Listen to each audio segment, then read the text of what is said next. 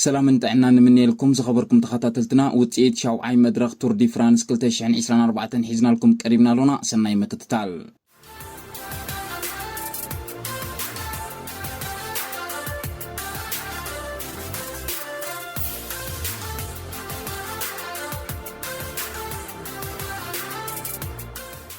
تور دي فرانس كلتشحن 24 لومي حموشت حملة بناي شاوعي مدرخ وددر قتيلو وعيلو نيروم كم وتسيتو ريمكو إيفنبول نزتمدب ناي 25 كيلومتر رحقت ب 28 دقيقة 52 كاليتن قداماي تادج بوغاتشا كابيو اي تيم اماراتس ب 12 كاليت دحيرو كالاي بريموز روغليتش كاب ريد بول ب 34 كاليت دحيرو سالساي يوناس فينغغارد ب 37 كاليت دحيرو رابعاي فيكتور كامبنارتس كاب لوتو ديستيني ب 52 كاليت دحيرو حمشاي كيفين فاوكلين كاب اركيا ب 52 كاليت دحيرو شادشاي ماتيو جورغونسن كاب تيم فيزما ب 54 كاليت دحيرو شاوعاي جاو الميدا كاب يو اي تيم اماراتس ب 57 كاليت دحيرو شامناي بين هيلي كاب اي اف إديكيشن ب 59 كاليت دحيرو تاشعاي ستيفن كون كاب جروباما اف دي جي دما ب 1 دقيقة دحيرو 10 بمخان وددروم زازيمام ابناي لوم مدرخ كابتن زحلفا مدرخات فلي زبله مالت ناي كرونوميتر وي دما ناي تايم تريال وددر يتسرعلهم نيروم እዚ ውድድር ዚ በአንተቡ ነቶም ኣብ ናይ ሓፈሻዊ ናይ ግዜ ውድድር ዝቃለሱ ዘለው ተቃዳደምቲ ዘገድስ ነይሩ ትማሊ ኣብ ሻድሻይ መድረኽ ኣብ ናይ ግዜ ናይ ዝመርሑ ዝነበሩ ተቃዳደምቲ ምስ ንዕዘብ ታደጅ ፖጋቻ ብ26 47 19 ቀዳማይ ሬምኮ ኤቨነፐል 45 ካልኢት ድሒሩ ካልኣይ ዮናስ ቪንገጋርድ 50 ካልኢት ድሒሩ ሳልሳይ ይዋን አይሶ 1 ደቂቃን 10 ካልኢትን ድሒሩ ራብዓይ ፕሪሞዝ ሮግሊች ድማ 1 ደቂቃን 14 ካልኢትን ድሒሩ ሻይ ደረጃ ሒዞም ነይሮም እዞም ተቃዳደምቲ ቅድሚ ሕጂ ናይ ክሮኖሜተር ዝነበሮም ዓወት ምስ ንድህስስ ታደጅ ፖጋቻ 6 ግዜ ክዕወት እንከሎ 24 ግዜ ምስ ቀዳሞት 10 ሬምኮ ኤቨነፐል 14 ግዜ ክዕወት እንከሎ 33 ግዜ ምስ ቀዳሞት 10 ዮናስ ቬንገጋርድ 3 ግዜ ክዕወት እንከሎ 17 ግዜ ምስ ቀዳሞት 10 ይዋን አይሶ 3 ግዜ ክዕወት እንከሎ 15 ግዜ ምስ ቀዳሞት 10 ፕሪሞዝ ሮግሊች ድማ 19 ግዜ ክዕወት እንከሎ 50 ግዜ ምስ ቀዳሞት 10 ወፂኡ እዚ ኣብ ቱር ዲ ፍራንስ ጥራይ ዘይኮነ ኣብ ኩሉ ካብ ዝነኣሰ ክሳብ ዝዓብየ ዘካይድዎ ውድድር የመልክት ናይ ሎሚ ናይ ክሮኖሜተር ተሰሪዑ ዝነበረ ቅርጽ መሬት ምስ ንዕዘብ ተቃዳደምቲ ካብ ኒዮቱስ ሴንት ጂዮርጅስ ተበጊሶም ኣብ ጌቬሪ ቻምፐርቲን ዝዛዝም ናይ 25 ኪሎሜተር ኮይኑ 9.9 ኪሎሜተር ካብዝ ድማ ዓቐበትን ቁልቁሎትን ዘጠቃለለ እዩ ክሳብ ሎሚ ኣብ ቱር ዲ ፍራንስ ኣብ ናይ ክሮኖሜተር ዝተዓወቱ ተቃዳደምቲ ኣብ 2022 ከምኡውን 2023 ዮናስ ቪንገጋርድ ቀዳማይን ካልኣይን ኣብ 2020-2021 ታደጅ ፖጋቻ ቀዳማይ ኣብ 2019 ኤጋን በርናል ካልኣይ ኣብ 2018 ጀራንት ቶማስ ካልኣይ ካብ 2015 ክሳብ 2017 ድማ ክሪስ ፍሩሚ ተዓዊትሉ ነይሩ ሬምኮ ኤቨነፐል ኣብ 2024 ኣብ ክራይቴሪየም ዶፊነ ተዓዋቲ ክሮኖሜተር ክኸውን እንከሎ ፖጋቻ ድማ ኣብ ጂሮ ዲ ኢጣልያ ብምዕዋትዮም ናብ ዝውድድር ኣትዮም ሓፈሻዊ ብናይ ግዜ ውድድር ኣብ ፒሲኤስ ካብ ዘለው ተቃዳደምቲ በሃገር ደረጃ ምስ ንርኢ ኤርትራ 184 ነጥቢ ብምሓዝ ኣብ ዓለም ቢኒያም ግርማይ ተወኪላ ራብዒቲ ተርታ ሒዛ ትርከብ እዚ ነጥቢ እዚ ብቢኒያም ዝተመዝገበ ነጥቢ ጥራዩ ቀዳሚት ድማ ቤልጅየም ክትከውን እንከላ በተቃዳደምቲ አርናውዲ ዲሌ ሬምኮ ኤቨነፐል ዋት ቫን አርት ጃስፐር ፊሊፕሰን ማክሲም ቫንግሊስ ገርበን ቲሰጅን ፔት አለጋርት ዮናስ ፒካርት ኢላን ቫን ዊልደር ከምኡን ቪክቶር ኮምፐናርትስ ብድምር 444 ሒዛ ክትመርሕ እንከላ ካልእቲ ፈረንሳ በተቃዳደምቲ ኬቪን ቫውክሊን ሮሜን ባርደት ኮንቲን ፔቸር አርናውድ ዲማየር አክሰል ራውረንስ ብሪያን ኮክዋርድ ጆርዳን ጃገት አንቶኒ ቱርጊስ ከምኡን ብሳንዲ ዲጆርዲን ተወኪላ ብድምር ነጥቢ 360 ሆላንድ ድማ በተቃዳደምቲ ዲላን ግሮንዌገን ፍራንክ ቫንደር ብሮክ ፋቢዮ ጃኮብሰን ማይክ ቲዊንሰን ማርጂን ቫንደንበርግ ከምኡን ኪስ ቦል ተወኪላ ብድምር ነጥቢ 266 ሳልሰይቲ ኮይና ንኤርትራ ብ112 ትመርሓላ እዚ ከምዚ ኢሉ እንከሎ ኣብ ሞንጎ ፖጋቻን ቬንገጋርድን ካብ ዝሓለፈ ውድድራት ናይ ክሮኖሜተር ምስ ንዋዳድሮ ኣብ ተመሳሳሊ ውድድር ፖጋቻ 6 ግዜ ክዕወት እንከሎ ቬንገጋርድ ድማ 4 ግዜ ኣብ ነጥቢ ድማ ፖጋቻ 809 ከዋህልል ቬንገጋርድ ድማ 395 ክሕዝ ክኢል እዩ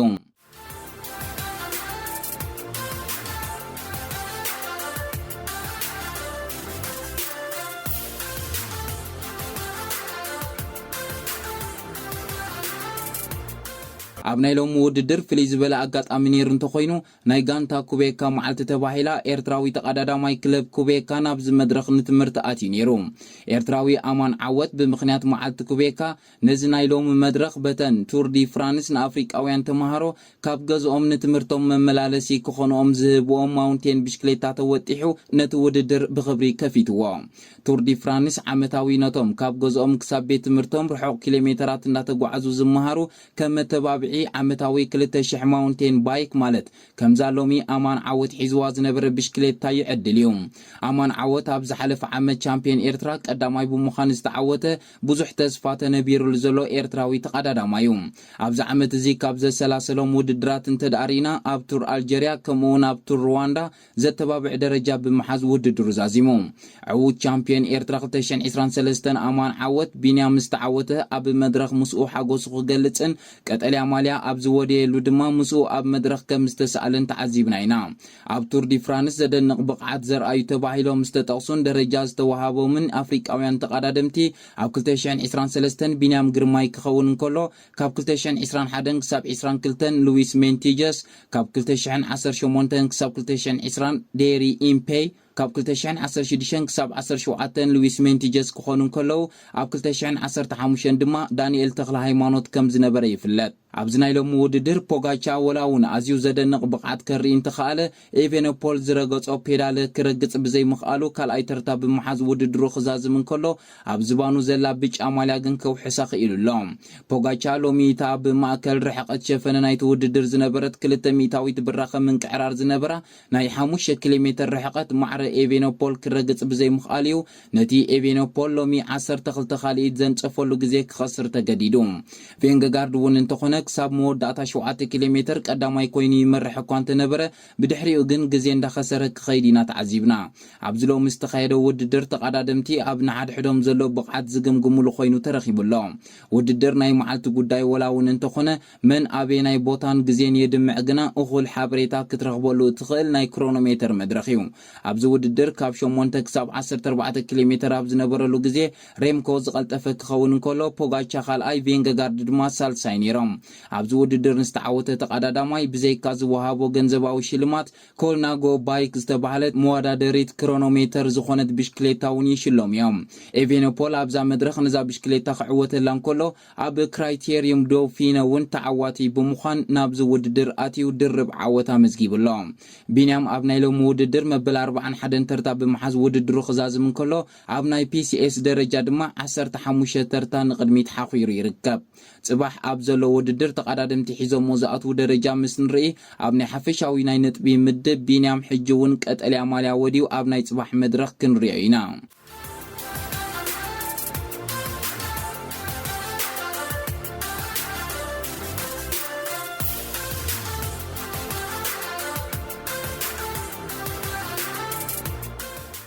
በዚ ናይ ሎሚ ዓንቲ መድረኽ ዝተመዝገበ ውጽኢት ኣብ ናይ ነጥቢ ክላሲፊኬሽን ተዳሪና ቢኒያም ግርማይ ብ149 ነጥቢ ቀዳማይ ማድስ ፔደርሰን ብ111 ካልኣይ ዮናስ አብርሃምሰን ብ87 ሳልሳይ ትማሊካ ብመድረኽ ዓወት ዝተገለፈ ጃስፐር ፊሊፕሰን ብ85 ራብዓይ ብሪያን ኮክዋርድ ብ75 ሓምሻይ ፈርናንዶ ጋቪያራ ብ73 ሻድሻይ ዲላን ግሮንዌገን ድማ ብ71 ሻውዓይ ኮይኖም ይስዕቡ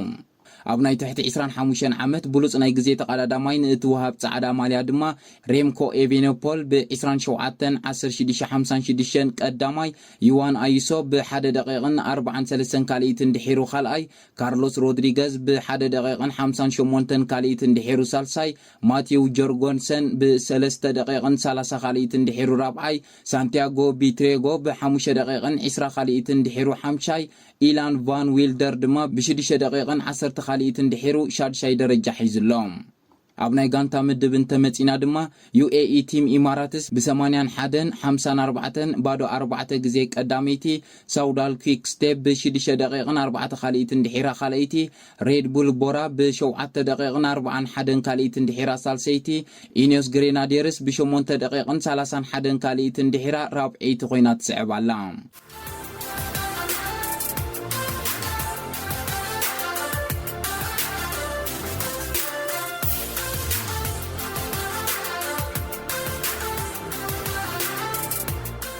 ጽባሕ ተቀዳደምቲ ካብ ኣክሲዮ ተበጊሶም ኣብ እንግሊዝ ዝዛዝም ናይ 183.4 ርሕቀት ዝሽፍን ውድድር ከካይድዮም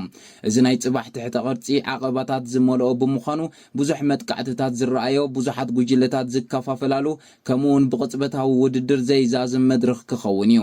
ቢኒያም ኣብዚ ናይ ጽባሕ መድረኽ ሒዝዎን ዘሎ ነጥቢ ከበርኽ ክሳብ ዝከኣሉ ክጫፋጨፍ ክንጽብዮ ኢና